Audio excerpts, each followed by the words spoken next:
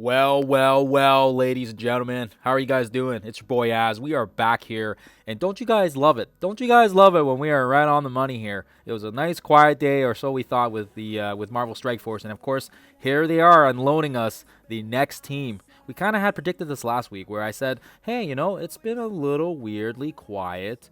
And they haven't actually announced anything yet with regards to whatever the next team is. And now they just did that here. And again, appreciate the Envoys for giving us the advanced copy of the blog here. That means it'll be available to us later on in the day. But we can't ignore the Easter eggs here, is the fact that our boy Thanos here, he's gonna be getting a rework, and as well as Sylvie, she's gonna be on there as well, and that's awesome because they're such great characters. I did use Thanos quite a bit back in the old days, back in the old arena meta, and he was just with the Black Order, and it was the good old days. So I'm looking forward to seeing him back in the front line here, and it looks like they're going to be having a war-based team on him, so it's going to be very interesting as well here to see what this team comprises of in terms of what their actual kit can do.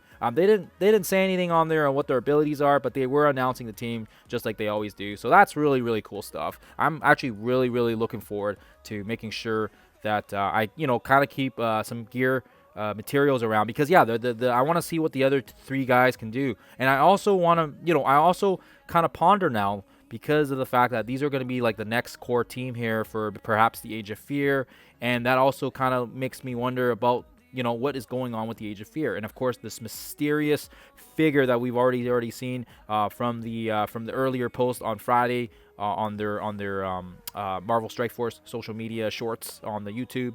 I don't know if they posted it on Facebook, but they did have it on YouTube, and again, because of that relationship with Executioner or Scourge, it's really cool. I'm really excited for this team, and again, they're going to be a war offense team, and I'm not a very war offense heavy guy, but this team looks intriguing enough that I may actually invest in it, because now that we have some crazy defenses between the Retcon and Winter Guard, it would be nice. It would be nice to get another quote unquote war offense heavy team, right? Because it looks like these guys are going to be more offense based, and it'll be interesting to see what they can do here with regards to whatever they go, when they revamp war, and it's supposedly coming soon, right? So with the anniversary around the corner here, Dynamite's already indicated that 2.0 war would kind of follow shortly after that. So very excited, guys. Again, with Thanos here, I'm looking forward to using him again here. He's going to be also lined up with Sylvie, and as you guys can kind of see here, it looks like whatever this new team is, because they're all a bunch of villains and they're also kind of like a cosmic,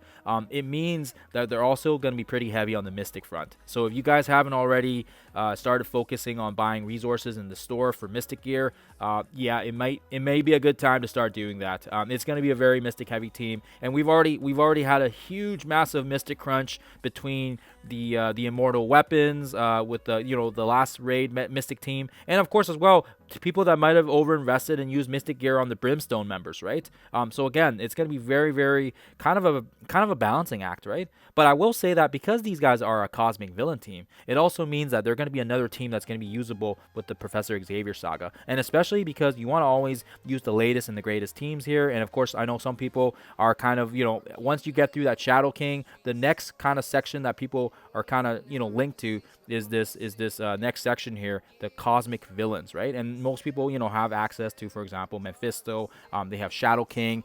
They have some other ones here that are quite handy. But of course, now maybe we don't need to rely on like Azazel or Cursed or Mordo. I brought up Mordo when I ran it, but again, now maybe we don't need Doctor Strange, because why would you invest in some of these outdated characters when you can push and get some of the new ones, like I already indicated, like Sylvie, Thanos. Is he in here? I don't know if he's in here because we didn't gear them up. But yeah, it'll be interesting to see. So Thanos is here. I can't click on him because he's not leveled up, but yeah, it kind of makes me wonder now, if you guys are kind of on this area in the Professor Xavier saga, it may be a good time to kind of pump the brakes a little bit and kind of wait and see what this team can do, because this team may potentially be the next arena, or sorry, it may be potentially the next war, the war meta, right? Like the War Kings, like when Brimstone first came out, they were knocking everything down. So we have to see what these guys can do, and it does seem like, based on the early blog post or early indication from the Envoys, it does seem like there is going to be some sort of speed manipulation involved. So I'm very interested to see how that's going to fit in with, especially with all this crazy speed meta. And I know they were trying to slow things down with Winter Guard and Retcon. So we'll see what happens there, guys. But otherwise, yeah, I feel like this was really cool to see the update on it and to confirm it. Because, yeah, we were kind of wondering what is going on here. What is the next team here? And, yeah, now we kind of know. And I would say if you're kind of on the cusp right now of investing resources on the cosmic villain side of things with Professor X, just like I said, pump the brakes, hold off a bit, pause and reflect and see what this team can do, because you should be investing in 3.0 stat characters versus the old 2.0 ones. I mean, you can still probably be okay with bringing up Null, Blastar, because I think those two characters are kind of right now with a Nihilus around the corner, and Null is just kind of Null. Mine's 5 diamonds, so he's going to be a monster regardless. But other people have already realized just how good of a character he is. And again, with Blastar and being around, the Annihilation Saga and, the Team Nihilus Galactic Council, or whatever you want to call it, that's going to be important as well here. But we'll see what happens there when when we get information regarding Dark Dimension 9 as well. But yeah, it's going to be really cool.